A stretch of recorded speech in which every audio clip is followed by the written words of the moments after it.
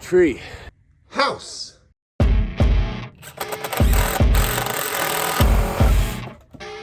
Mocked up yesterday. This is going to be the platform, and then here's fully done. I somehow made a catastrophic error. I've been wanting to build one my entire childhood, and as you can tell, I'm getting a little old to still be a child, but this is the absolute perfect tree for what I want to do. What I'm thinking is taking the old hot tub frame, which is 6x6, having a little 6x6 little bungalow, and then like a 2-foot deck off the front. And it is super windy, and we're in the dead of winter, but that helps me see how much the tree moves, which is kind of a good thing. Here's my plan. Feel free to take a screenshot if you want, but basically it's going to be 2 4x8 beams going that way, 4 posts, because I was originally going to attach the tree, but this tree is not really big enough to do that, and the attachment hardware would cost me like an extra $800 all in.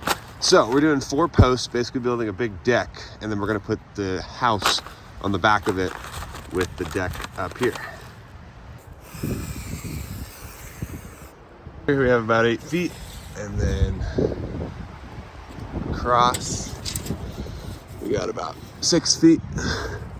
Now I'm just going to dig all these out to be about 2 feet deep, and I think our forms are 10 inches wide, so I'll just do a little bit wider than that.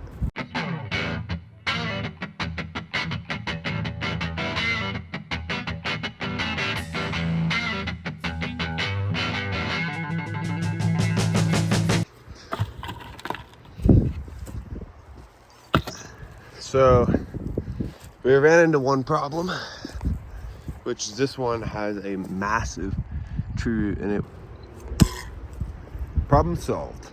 Last thing we have to do before we can start mixing some concrete is put some of this 3/4 inch gravel underneath here, and then we'll level these out and backfill them a little bit.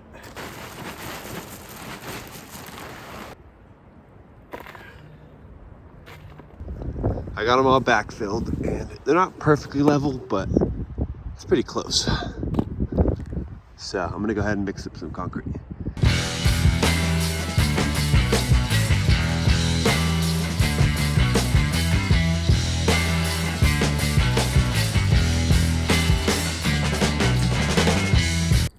Welcome to day 2.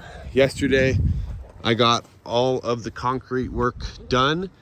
So now, even though it's not fully cured, it's really cold out, so it's taking a long time. But we're gonna start standing the post up, and we're gonna figure out which post is the lowest in height, and then we're gonna cut all the posts falling down the hill to be the same height so we can start building the platform.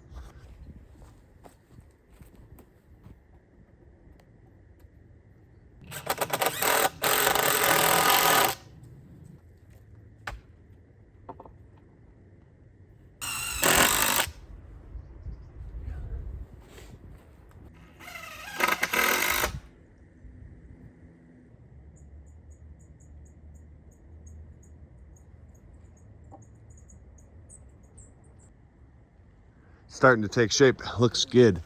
Hardest part I think we have left in this entire project is right now basically figuring out at what height do we want to cut these posts, because there's conflicts with all the different limbs everywhere. Like that one, okay, we could do full height to get above that, but then you go full height and then you're gonna hit this probably.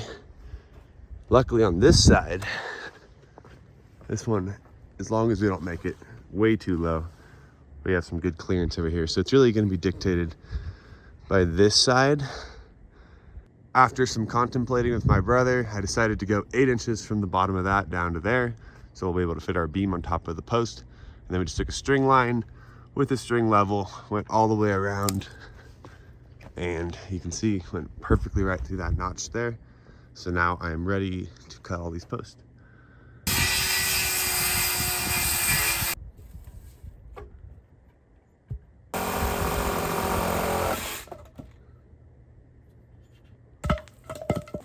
All right, now that we have all the posts cut, let's go to the driveway and I'll show you kind of what I mocked up yesterday for what the platform's gonna look like. going to be the platform, and then here is the actual frame of the house. If you recognize this, this is the old hot tub. Basically, the whole reason why I'm building this tree house is to reuse this old hot tub frame, because I had to take it apart for many reasons, but I want to permanently keep it somewhere since it was obviously kind of cool and it was super expensive. All these 2x4s, I bought them in the middle of the pandemic, so this is like $400 worth of 2x4s. But we're going to be putting that on top of this. So I want to go ahead and get these brackets on top of the posts we just cut, and then we can get the beams up, and then we'll go from there. So that's just going to go right on there like that.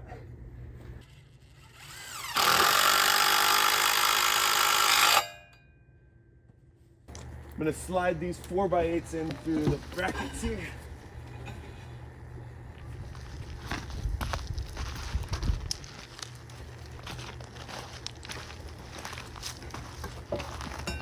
Just like that. And I like these brackets because since I'm bad at measuring, it can still cantilever a little bit over the front. It's perfect.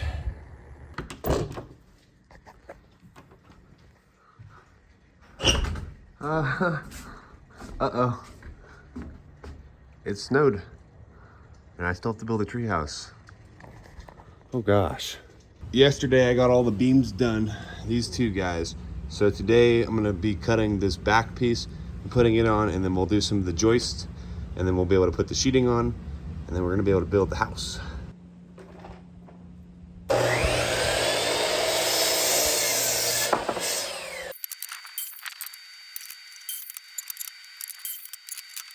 Now in order to make hanging the rafters a little bit easier, I put these blocks on each end so I don't have to hold it up myself. Basically, you just line it up, center it. I did about every 16 inches where I could. And then we'll take our joist hanger. Right here is a little tab, and you just hit that in. And now we'll hold it in place for you, and there's one on the other side too. We take some joist hanger nails and just hit it and repeat a lot of times. Basically what I'm doing is I'm just using this one joist with the blocks on it, kind of as the template one, and then I'm hanging up the joist hangers with just 2 nails, as you can see, and then I'm moving it again so I don't have to keep putting new blocks in each joist. And then I'll go back and put the actual joist in.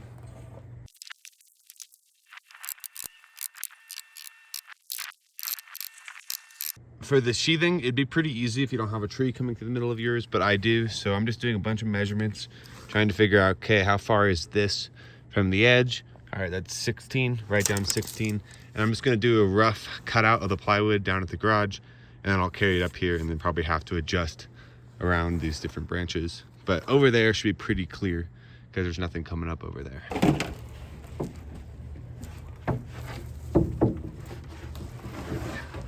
All I ended up doing was cutting them to length, and I'm gonna use a jigsaw in the tree just to cut around where the tree comes through.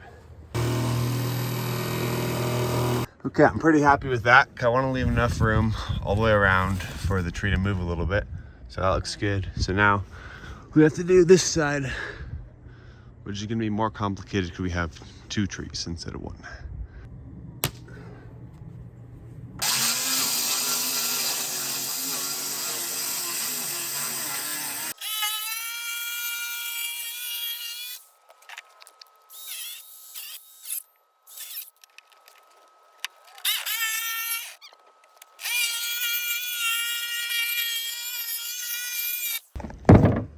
Platform is fully done.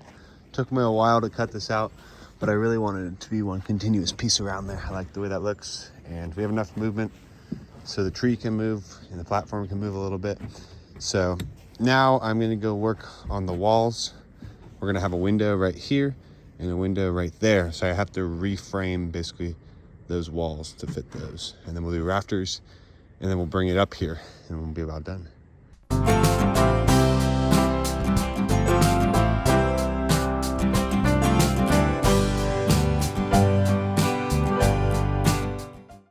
Okay, that took way too long and I only got 2 walls done. And these ones I'm gonna have to wait till I'm up in the tree because there's gonna be branches coming through them. It's just gonna be a pain. But let's move on to something more interesting. I just started trying to figure out the rafters and I'm gonna do a 612 roof slope. So I'll show you kind of how I did it. There's some Pythagorean theorem that needs to be done, but if you're doing a 6 foot wide one, you can just steal my math, which is right here. But it's gonna be 47 1/8 total length. So we go down here and we mark that. And then we're going to take framing square, and you have 6 and 12 here. That's the slope I want. You can take any slope you want, doesn't really matter too much. Put them both on the top edge, get it to the end here. That'll be your end cut. And then down here, since we're going to have a ridge beam, we're going to come back this 12/16 of an inch. And that's subtracting for the width of the ridge beam. So that's 6, 7, 8, 9, 10, 11, 12. Right about there. We're going to do the same thing. Put both on the top here. And draw our line. Right about there. And then, so that's our rafter. But we need to have, I'm going to do like a 6 7/8 inch overhang. So I'm going to measure from the end here again. 6 7/8. Right about there. And then for our seat cut, which allows the rafter to sit flat on the wall, do the same thing, 6 and 12. And we'll draw a line all the way that way. No, we're not cutting that deep. And then, let's see how I do this other part. And then we have to do the seat. This part gets a little tricky. You put them both on the bottom. And, oh, that's why. So you have to determine how deep you want your seat to be. There's not really a magic number, but I like to do 7/8. The idea is you put both on the bottom, and that will be our seat cut right there. And I already made one a little bit better than that. Right here you can see his pencil worked out better, but should pretty much line up to be the same. You can see it down here. There you go. So we end up with a rafter that will sit flat on the wall, have a good cut on this end for the fascia, and have enough room for the top plate, or for the ridge beam. So now we just make a bunch of these and we'll put them up.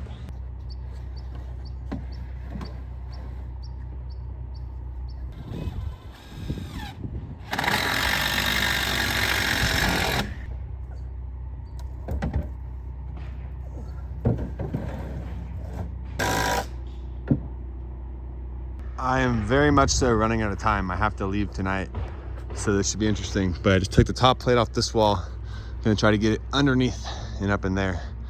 Okay, for the post that's gonna hold up the ridge beam, go to 3 feet. We'll center it on there, both sides.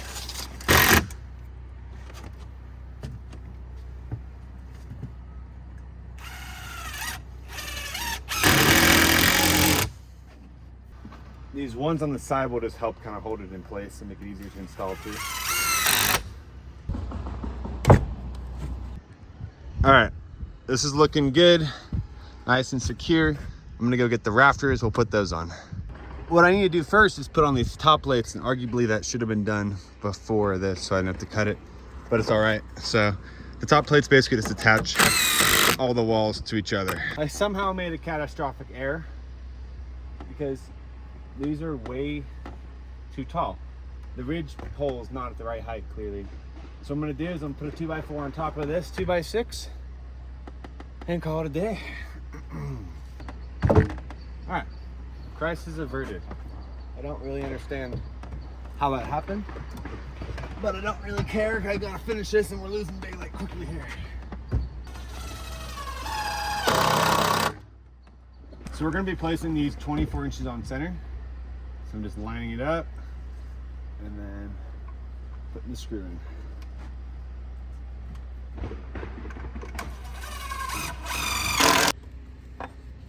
On this side, I'm gonna be using these hurricane ties where I can, just to help hold it in place better.